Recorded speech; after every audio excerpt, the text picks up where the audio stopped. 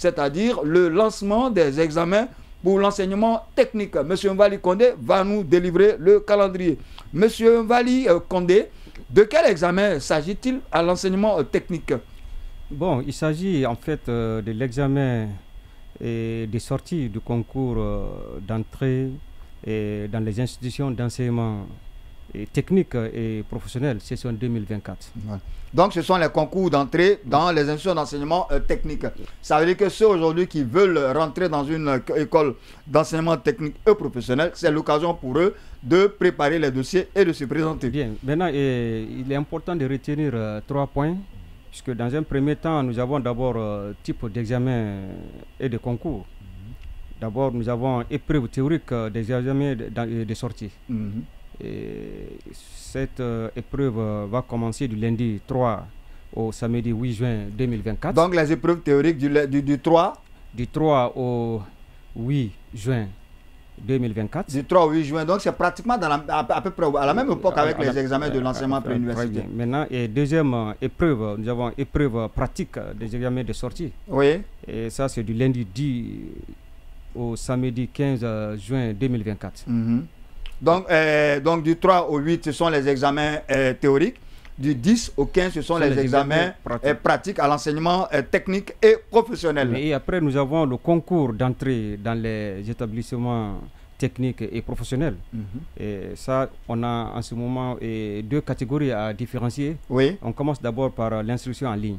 L'instruction en ligne d'abord, oui. L'instruction en ligne, ça c'est du lundi 8 juin au samedi 31 août 2024. Donc du 8 juin au 31 août 2024. 31 août 2024. Donc ça c'est la période réservée aux inscriptions en ligne. Et oui. Le concours proprement dit, nous avons du lundi 8 au dimanche 15 septembre 2024. Donc ça c'est la période de concours de ces examens-là. Donc ça ne se déroulera pas durant la même période. Hein. Ça ne se déroulera pas durant la même période. Oui. Maintenant, le commentaire qu'on peut faire par rapport à ça, c'est que nous avons signalé ici, c'est que du fait qu'on n'a pas mis ensemble le département de l'enseignement préuniversitaire et l'enseignement technique pose problème. Sinon, si on avait mis ensemble ces 2 départements, et on pouvait orienter certains admis au BPC, n'est-ce pas, à l'enseignement technique, ou certains bacheliers, on pouvait aussi les orienter à l'enseignement professionnel. Oui.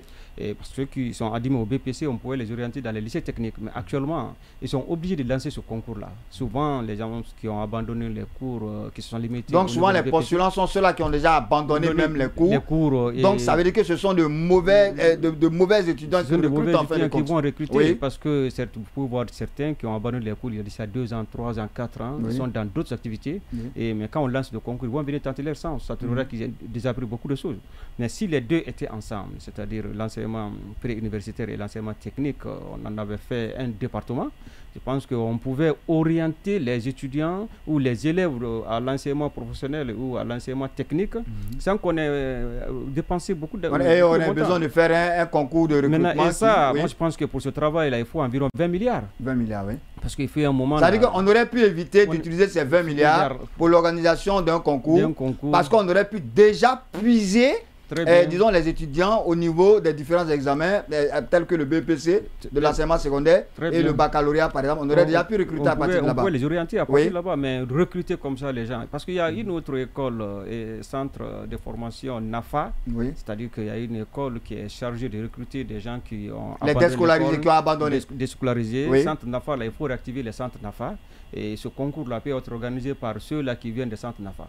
Mais au niveau de l'enseignement technique et professionnel, je pense qu'il faut tout faire pour que l'enseignement préuniversitaire et l'enseignement technique là soient un seul département pour pouvoir avoir vraiment les élèves qu'il faut ou bien des candidats qu'il faut pour qualifier notre pays. Parce que l'enseignement professionnel occupe une place de soi dans la qualification d'un pays. Je pense que votre analyse est très juste. Donc ça, on gagnerait à économiser de l'argent. Et aussi, on gagnerait aussi à recruter de meilleurs apprenants dans les seuls enseignements techniques et professionnels. Ce travail, mais si c'est l'enseignement préuniversitaire, on va jusqu'à 50 milliards. Et voilà. Et pour faire ce ménage, c'est pourquoi je dois profiter de votre micro pour dire qu'on doit faire comme le Sénégal et le Mali. Pourquoi ne pas supprimer l'examen d'entrée en 7e année? On l'a dit ici, mais c'est une autre polémique, M. Mvali Condé. On va pas l'ouvrir ce soir. Mais comme on est en train de parler des examens et nous souhaiterions que, n'est-ce pas, qu'au lieu d'organiser toujours ces examens-là, que les deux là soient ensemble pour que les élèves, n'est-ce pas, qui sont admis au BPC et au baccalauréat soient orientés. Oui, parce qu'un enfant qui quitte l'école en classe de 6e année, on ne sait pas comment est-ce qu'on peut l'insérer facilement dans le tissu social.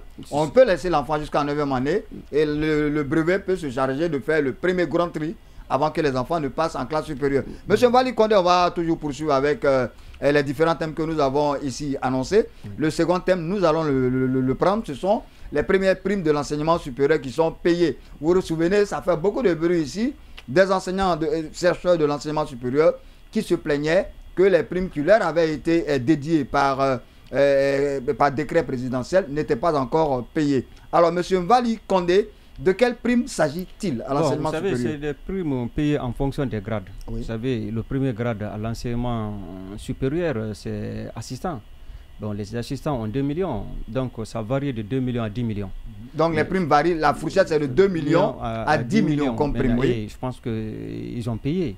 Mais le problème c'est qu'il y a de l'injustice, parce qu'il faut dire la vérité. Oui. Et parmi ceux qui ont bénéficié de cette prime, certains sont détenteurs de master, d'autres maîtrises, DS, etc.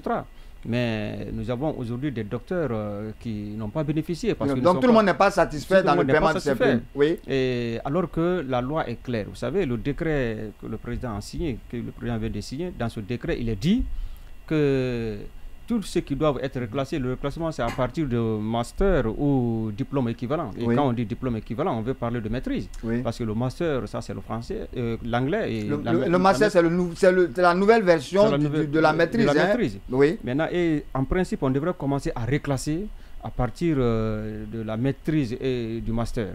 Mais bon, vous savez, souvent à l'enseignement en général, il y a entre guillemets de l'égoïsme. Ceux qui sont devant ne veulent plus que les autres soient à leur niveau. C'est pourquoi ils ont dit, ils se sont assis, ils ont dit bon, le reclassement maintenant c'est fait et à partir de CAMES. C'est-à-dire que c'est le CAMES qui fait maintenant le reclassement des enseignants à l'enseignement supérieur. Alors qu'il est dit clairement que le reclassement. Oui, mais attendez, le CAMES, ça c'est au niveau international. Parce qu'au niveau local déjà, ces enseignants avaient été recrutés en tant qu'enseignants-chercheurs. C'est ce qu'on avait dit. Vous savez, il a été dit que les enseignants et les assistants doivent être recrutés de façon locale.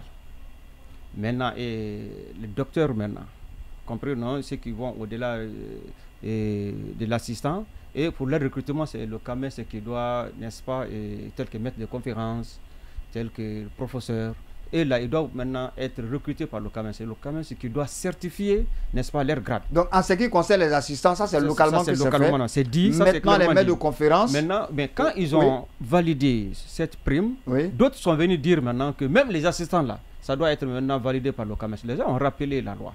Ils ont dit que non, ce qui a été dit, il a été dit que c'est de façon, comment dire, en Guinée ici, qu'on doit valider les assistants. Donc on n'a pas besoin du CAMES pour valider le grade d'assistant. Il faut que cela soit validé par le CAMES. C'est là où il y a un problème. Donc, mais est-ce que le problème est en train d'être résolu aujourd'hui par rapport à ce reclassement?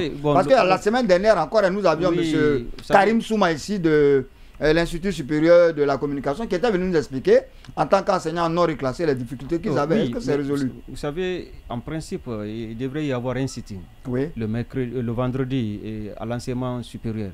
Mais le sitting a été annulé. Pourquoi? Parce que les syndicats de l'enseignement supérieur ont tendu la main à l'organisation des enseignants non reclassés.